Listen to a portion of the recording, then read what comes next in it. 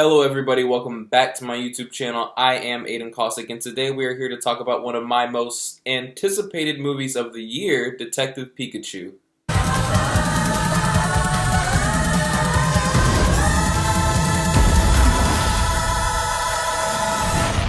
That's a twist. That's very twisty. Yes, you heard that correctly. One of my most anticipated movies of the year, Detective Pikachu. For those of you all who don't know me that well, I am a huge Pokemon fan, and I'm not talking Pokemon Go. My whole life, I have been playing Pokemon. I have played Red, Blue, Yellow, Fire Red, X, Y, Heart Gold, Soul Silver, Platinum, Diamond, Pearl, all of them. I'm super looking forward to Pokemon Sword and Shield at the end of this year. I'm definitely buying both. I mean, heck, I play Pokemon Showdown every single day. I love Pokemon, and I could not have been more surprised from the moment that I saw this first trailer with Ryan Reynolds as Pikachu. I knew everybody wanted Danny DeVito, and they did do screen tests for Danny DeVito to do this. Well, I don't know if it was necessarily screen tests, but that didn't work out. But still, I was super excited to see what this movie was going to be. How do we make a live-action Pokemon movie work? And is this going to be the first video game movie that does work? And for the most part, I would say that it works, but there are also some moments where it doesn't work so much, and I did end up leaving a little bit disappointed. So, the plot of the movie is about a young boy named Tim, who is played by Justice Smith, and his father goes missing, and his father's partner Pokemon, Pikachu, comes in to help him, and they decide to team up and solve the mystery of what happened to his father together. But where the shenanigans kind of ensue is the fact that Tim is the only one in the world who can understand Pikachu, but everyone else just hears the classic Pikachu rather than Ryan Reynolds' voice coming through this Pikachu. Rob Letterman and the way that he directs this movie, it's not the best directed movie that I've seen, but like something how I was talking about earlier this week with Ugly Dolls, how I didn't really get the whole sense of a grander world out there. Like there was something bigger than just this small story. He does such a great job making you feel just completely swept up off your feet by the Pokemon world. And half this movie I spent just watching the background, whether you're seeing Torterra or a Greninja, or you're seeing some of the newer additions with the Morello. I mean, the amount of detail that went into this movie and making you feel so immersed was fantastic. But I'm not quite sure if it worked for me because I've been invested in Pokemon my entire life. I mean, it's the first video game I've ever played was Red. I'm not sure if people are going to be able to come into this movie that have no idea about Pokemon and maybe all they know is Pokemon Go. They don't understand the fact that not every Pokemon can speak. Maybe they've seen an episode of the anime and they saw that Meowth can speak, so what's the difference? You know, what's the deal with Pikachu speaking? Why can't people understand him? Why is that a big deal? I'm not quite sure if this movie necessarily set up its rules all that well. With this world, I did kind of find myself asking questions because we get lots of movie references to movies that we've seen, and it kind of feels odd and a little misplaced inside of this movie. And I know that in the past Pokemon games, we've had references to Stand By Me and films like that, but it's a little strange seeing these kind of movie references in this because you get left with audience members asking questions like, okay, but in that movie, did you guys have Pokemon instead of dogs, and what's the deal? And a couple questions that I just really want to know the answers to, and I'm not quite sure that this movie was the one to do that for me. But outside of just the world of Pokemon and just kind of going into this smaller story, Justice Smith is somebody who I 100% I'm not all that familiar with, but I am absolutely going to keep my eyes on this kid's future.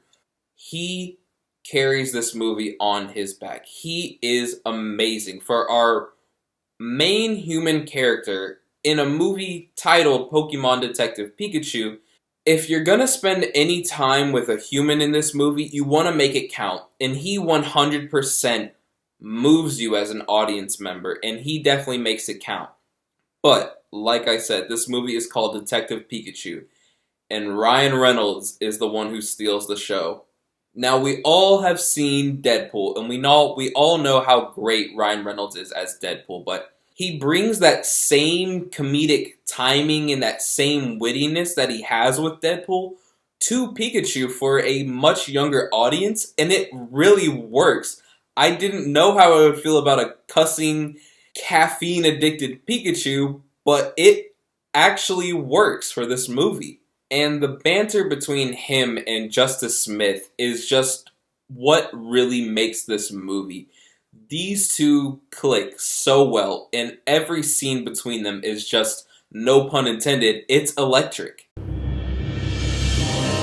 I see what you did there. Unfortunately, everybody else in this movie is literally like someone out of the anime.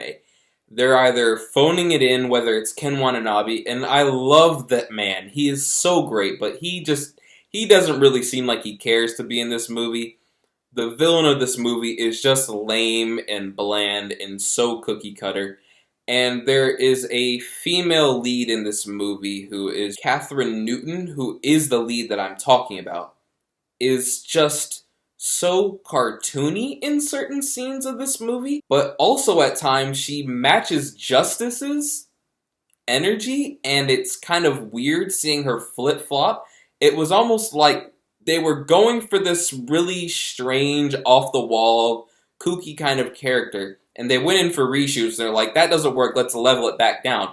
So you get left with two different performances by her, and none of that helps with the fact that this script needs so much polishing. This script is one of the most convenient ones that I've seen this year.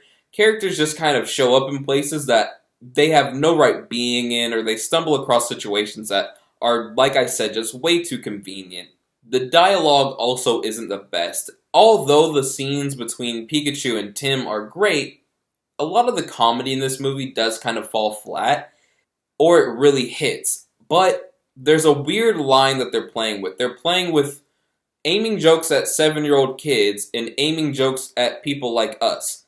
We get poop jokes in one scene and a cocaine joke 2 minutes later. There's a lot going on in this movie, and a lot of that comes down to the fault of the director. And I know I gave Rob so much credit with the fact that he was able to build this world and really show off what Pokemon are, but it is a little bit of a hodgepodge with the tone. Considering everything that this movie had to deliver on, and the past that we've had with Pokemon movies, and video game movies in general, everything kind of stacked up against this. But the fact that they were able to pull it off in a nice, fun way for young kids really worked for me. And one last shout out before I rate this thing is the music in this movie is incredible. It completely captures the Pokemon feel, but updates it at the same time for modern film. I love the score of this movie.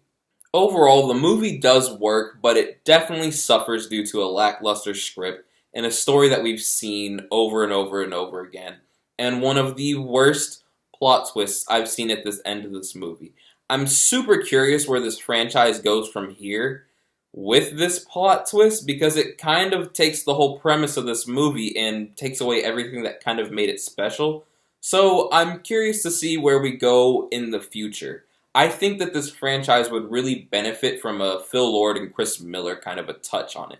Overall, Pokemon Detective Pikachu is a lot of fun for the kids. I'm not quite sure if newcomers are going to be able to enjoy it alike, but Detective Pikachu falls right at that midpoint, right at a 6 out of 10.